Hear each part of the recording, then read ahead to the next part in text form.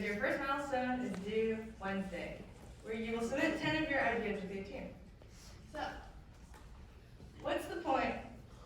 We want to brainstorm ideas and move toward viable projects. You want to think of a project you can complete within the scope of Web Lab. It's a 4-week class, and you don't want to come up with an idea that's not interesting to you or something you can't complete. So, there's a 3-step workflow for ideation. When you diverge, you basically come up with a crap ton of ideas. It doesn't matter how bad they are. You will just come up with a lot. When you converge, you will, in this curve here, you will basically narrow down those ideas. Maybe you'll diverge again, and at the end, you'll come up with your final idea that you will. So, you'll generate anything and everything. Oh my god. Basically, if you can see from this chart, pulled from the 299 slides, on this axis we have best to worst for concept rank and order of creation first to last. A good idea can come at any time or anywhere, so don't limit yourself.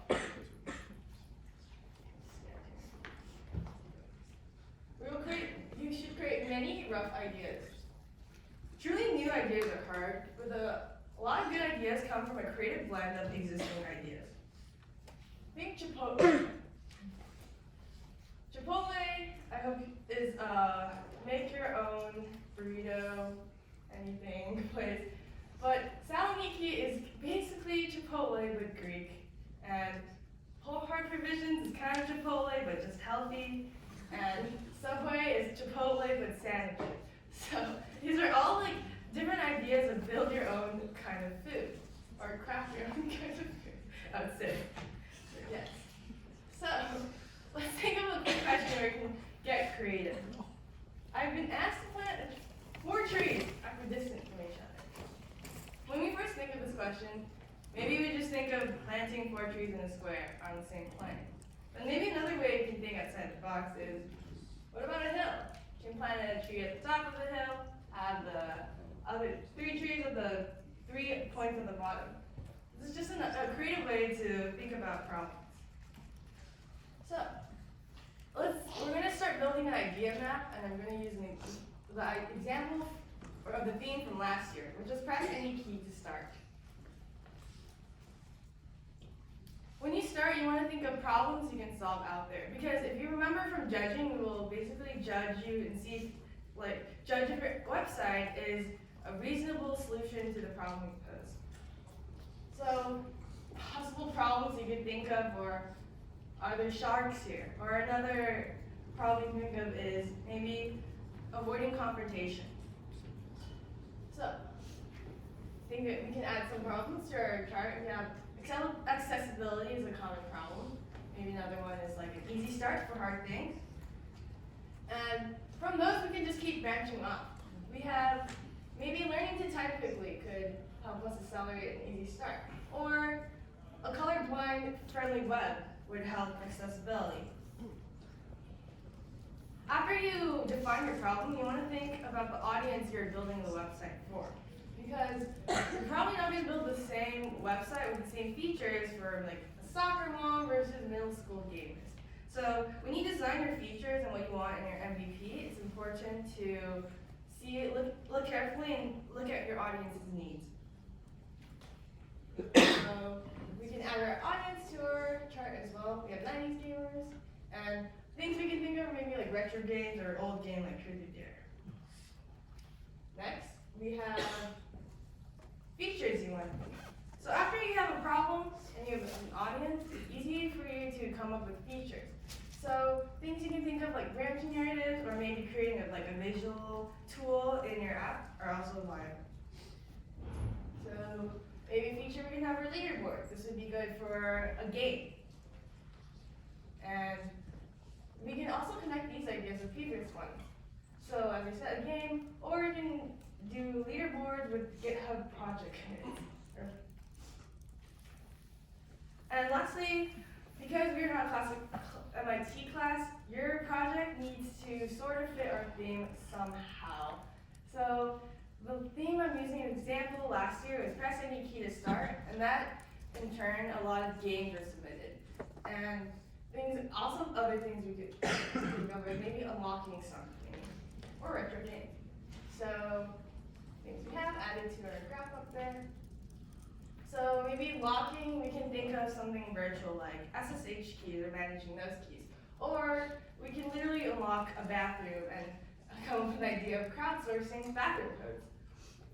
Another example we have is maybe a literal key, like a text editor that makes mechanical key click noises. It could be anything really. Yeah.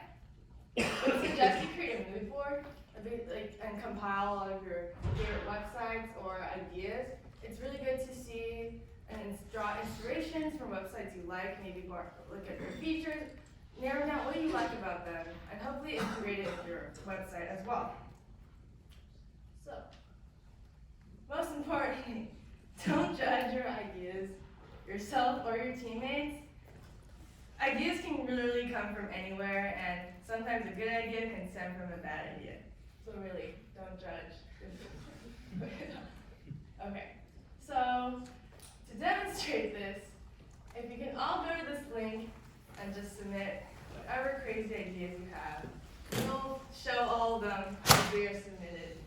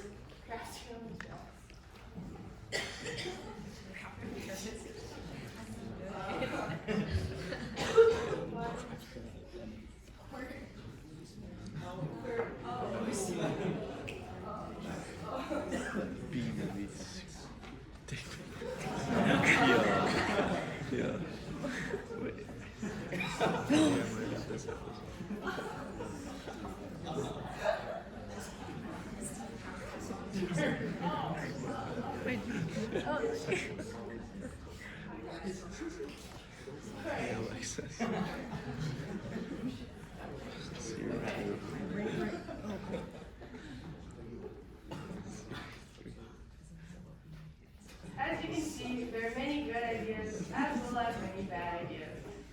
But we don't judge.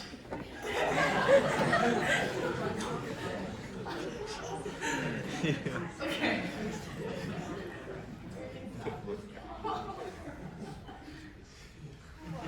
Move on. I need help. I got you.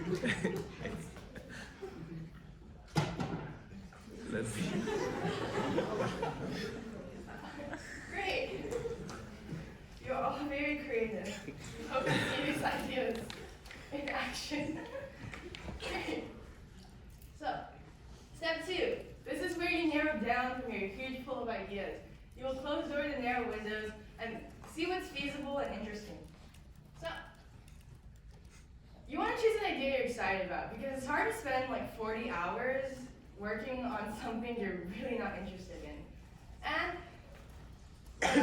is this idea overdone already? We on staff have seen a lot of overused ideas, and here are some we really encourage you don't do if you want a chance at winning the competition.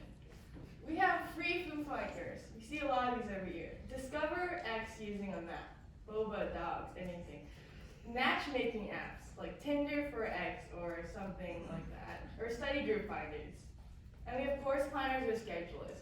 We see all of these every year, so if you want to have a chance of winning a prize, you should not do these ideas. If you want to just get credit, you will probably get credit using one of these ideas, but we highly discourage it. Now that that's said, okay. So let's narrow down our idea map. Things that already exist. There's already tools out there for managing SSH keys. We're not going to reinvent the wheel. We're going to keep that one out. Generating ASCII art. There's a ton of libraries for that online. We're also going to throw that out. That already exists. Things we're not excited about. Beginning to code. Definitely not. We have a colorblind friendly web. That already exists as well. So, overdone. Study buddy match. That is highly overdone.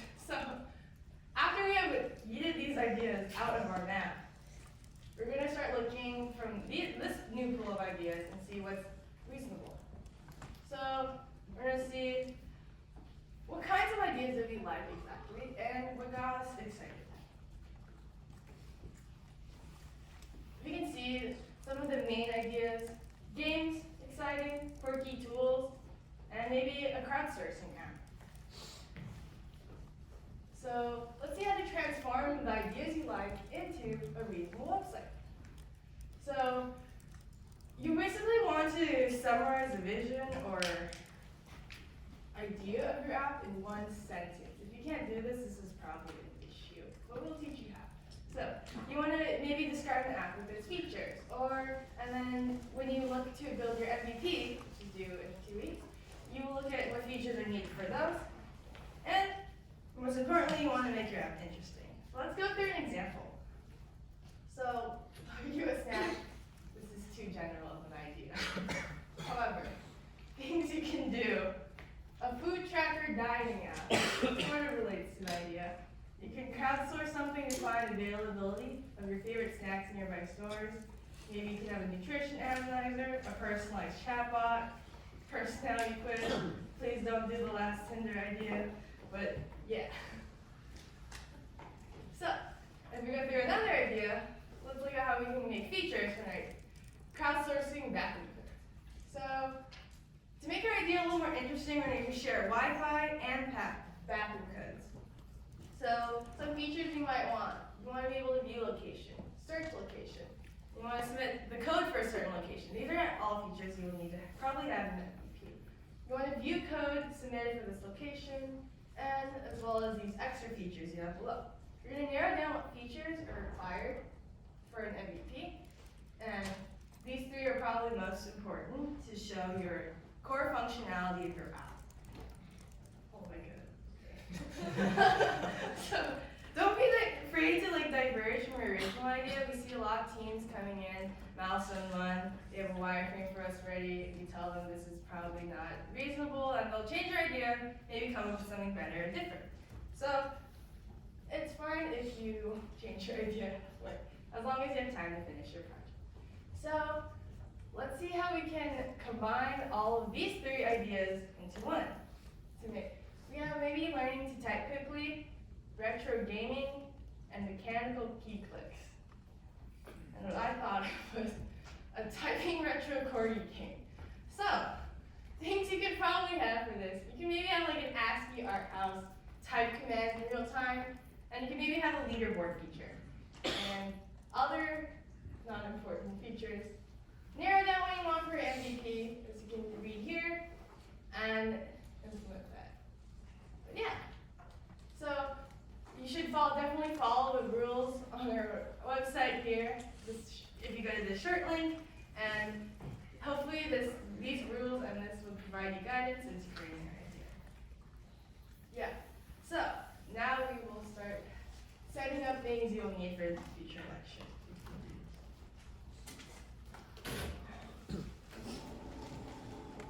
In order to code, you will need a code editor. We recommend VS Code.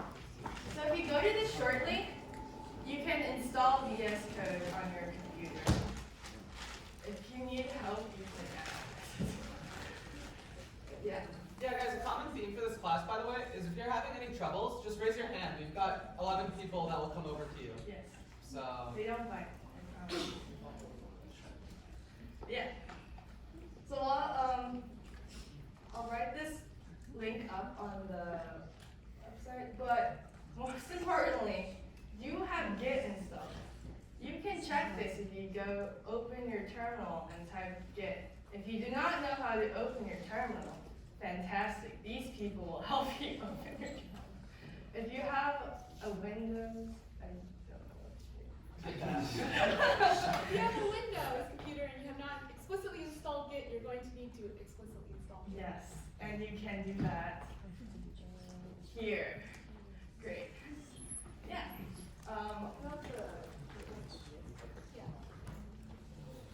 Maybe do that first.